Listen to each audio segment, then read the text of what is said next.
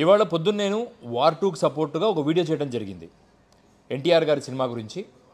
ఆయన సినిమా బాగా చేశారు, సినిమా కూడా బాగుంది. కొంతమంది నాకు ప్రత్యేకంగా కాల్ చేసి చెప్పారు, వార్ 2 చూడకండి, సినిమా బాగాలేదు అని చెప్పినా కూడా నేను నా సొంత నిర్ణయం నేను తీసుకోవాలి కాబట్టి నేను వార్ 2 సినిమా చూడటం జరిగింది. నాకు ఆ సినిమా నచ్చటం జరిగింది. దాని గురించి నేను పొద్దున్న వీడియో చేయడం కూడా జరిగింది. వీడియో చేసిన తర్వాత నాకు ఒక స్నేహితుడు ఒక వీడియో పంపించాడు, దగ్గుపాటి వెంకటేశ్వరరావు ఫ్రమ్ అనంతపురం. అన్న, ఆయన ఎన్టీఆర్ గురించి ఎలా మాట్లాడుతున్నాడో ఒకసారి వినండి అంటూ ఒక వీడియో ఆడియో క్లిప్పింగ్ పంపించాడు.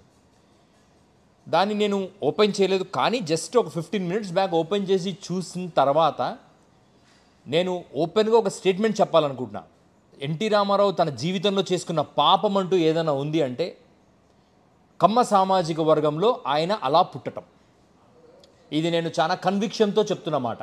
ఇందాక నేను ఎన్టీవీలో నేను చూస్తే ఎన్టీవీ యాంకర్తో ఆ దగ్గుపాటి వెంకటేశ్వరరావు అనే ఒక ఎమ్మెల్యే మాట్లాడుతూ ఉన్నాడు.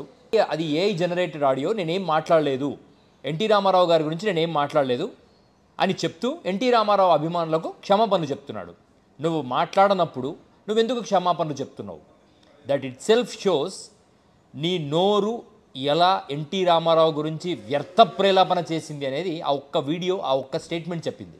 నందమూరి తారక రామారావు ఆ మహానుభావుడు పెద్ద ఆయన బతికుండుంటే ఆయన ఇప్పుడు చచ్చిపోయేవాడు.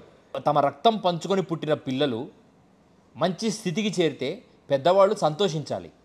కానీ రాజకీయాల్లో అతను ఒక గొప్ప స్థితికి చేరతాడు అని చెప్పి ఒక మంట పెట్టుకొని లాస్ట్కి కళ్యాణ్ రామ్ లాంటి వ్యక్తి కూడా ఎన్టీ రామారావుకు తోడుగా తండ్రి చెప్పిన మాటలకు రియలైజ్ అయ్యి తండ్రి పిల్లలు ఒక చోట సంతోషంగా ఉన్నారు.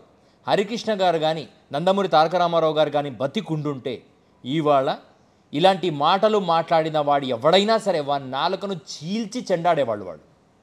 వాళ్ళు బ్రతికి లేకపోవటం వల్ల నందమూరి తారక రామారావు గారు ఇవాళ ఇటువంటి మాటలు పడాల్సి వచ్చింది.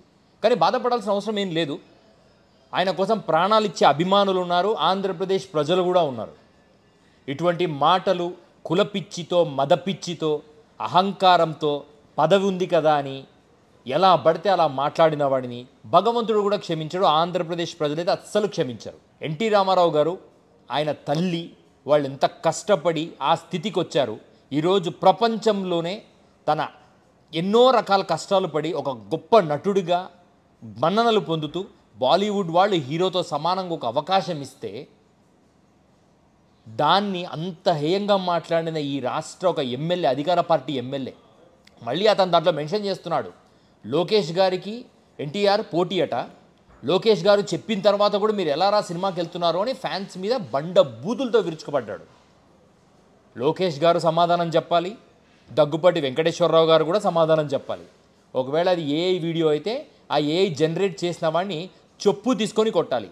లేదా అది ఏఐ వీడియో కాదనుకోండి, ఎవడు మాట్లాడాడో ఇంకా జనాలే డిసైడ్ చేయాలి వాడిని దేంతో కొట్టాలి అని.